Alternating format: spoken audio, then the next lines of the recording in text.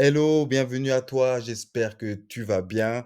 Je faisais mes recherches sur internet et je suis tombé sur cet article que je trouve intéressant et que je voulais te partager. L'article s'intitule «Comment le marché du petit éolien n'a jamais décollé en France». Il est publié sur le site internet connaissance-des-énergies.org. Je te mets le lien dans la description.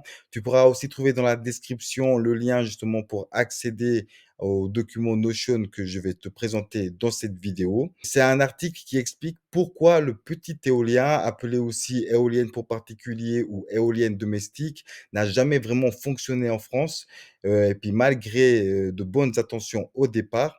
Donc dans cette vidéo, je vais te partager la réalité du petit éolien et ça, c'est pas pour te décourager, mais c'est pour que tu aies conscience de tout ce qu'il faut vraiment prendre en compte si un jour tu veux installer une éolienne chez toi. Avant de rentrer dans le vif du sujet, je te propose, une petite définition du petit éolien pour les personnes qui ne savent peut-être pas qu'est-ce que c'est. Donc, j'ai repris une définition que j'ai retrouvée justement sur le site internet, que je te mets en description, connaissance-des-énergies.org.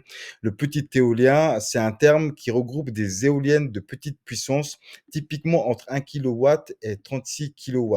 C'est une petite éolienne que tu pourras installer dans ton jardin ou dans une ferme ou sur un site isolé, par exemple. Donc, on rentre dans le vif du sujet et on revient sur l'article qui part d'un constat, c'est que le petit éolien, c'est un marché qui n'a jamais vraiment pris. Dans les années 2000, plusieurs entreprises françaises ont voulu lancer le marché du petit éolien. Il y a même une association qui a été créée qui s'appelle l'Association des professionnels du petit éolien, AFPPE.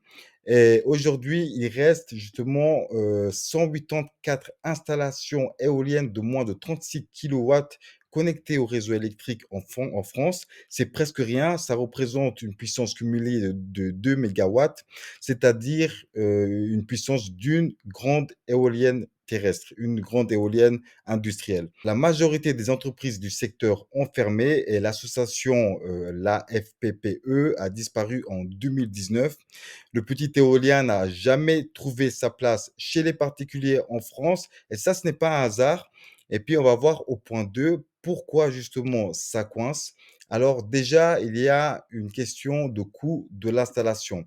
Une petite éolienne de 10 kilowatts, ça coûte environ justement 50 000 euros entre l'achat du matériel et puis l'installation. Et il faut attendre plusieurs années, en tout cas 15 ans, voire plus, pour espérer rentabiliser l'investissement et ça, c'est si le vent est au rendez-vous. Parce que bien sûr, pour générer de l'électricité avec une éolienne, il faut du vent. Donc s'il n'y a pas assez de vent, ça va être compliqué et c'est ce qui nous ramène au point B, le vent. Le vent n'est pas régulier partout. Il y a encore beaucoup de zones résidentielles où le vent est trop faible ou trop instable pour produire suffisamment d'électricité. Dans une zone résidentielle, on va retrouver des obstacles, c'est-à-dire des maisons, des arbres, des murs qui vont créer justement des turbulences et qui vont justement empêcher le vent de passer et du coup, il n'y aura pas assez de vent pour que l'éolienne produise de l'électricité. Un autre point, c'est plusieurs désagréments que j'ai réunis en un seul point, c'est le bruit, la maintenance et les démarches. C'est-à-dire qu'une éolienne, ça fait du bruit même quand elle est petite. Alors maintenant, ils font quelques progrès, ils font des éoliennes de plus en plus silencieuses, mais suivant l'éolienne que je choisis, ça continue à faire du bruit, surtout si c'est une éolienne qui produit, beaucoup et ça demande de l'entretien, des vérifications mécaniques, la vérification de l'usure, voir, si les pièces sont bien lubrifiées et cetera et pour l'administratif, alors si c'est une éolienne qui fait moins de 12 mètres de haut, il n'y aura pas besoin de permis de construire, mais par contre, si elle dépasse cette hauteur, il faut un permis de construire. Parfois, il faut aussi une étude d'impact pour montrer que ton projet est pertinent et puis respecter les distances avec des habitations, etc.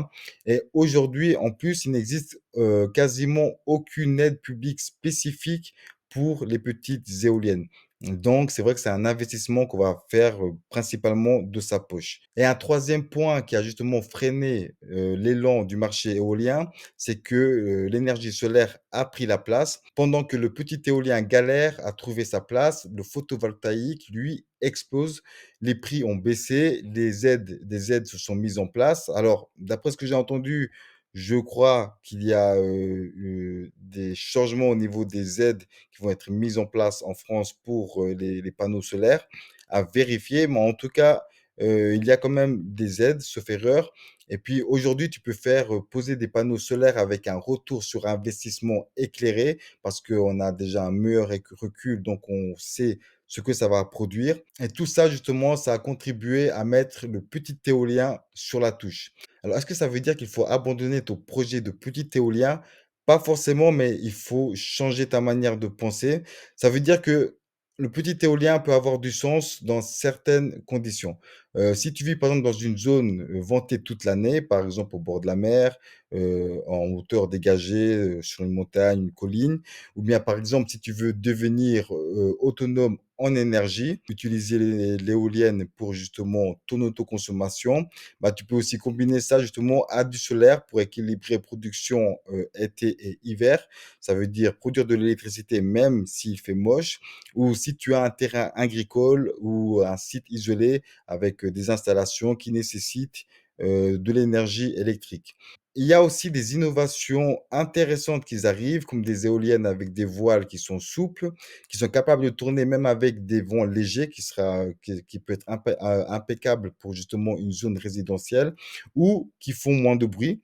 Mais par contre, ce sont des technologies qui sont encore en développement, puis il ne faut pas se précipiter sans avoir fait des calculs, puis vérifier les ressources en vent chez toi et comparer aussi si tu peux avec d'autres options, si tu peux aussi aller visiter des sites qui ont des éoliennes innovantes, c'est déjà aussi une bonne chose à faire.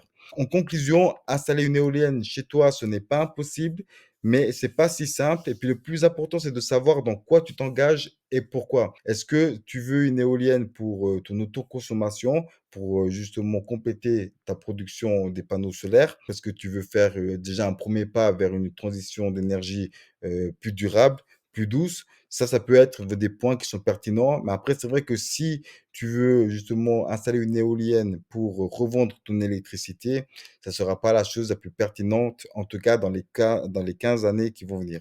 Si cette vidéo t'a été utile et que tu es curieux et que tu veux creuser le sujet de l'éolienne, je publie des vidéos justement pour t'informer. Donc abonne-toi, active la cloche des notifications. À tout bientôt.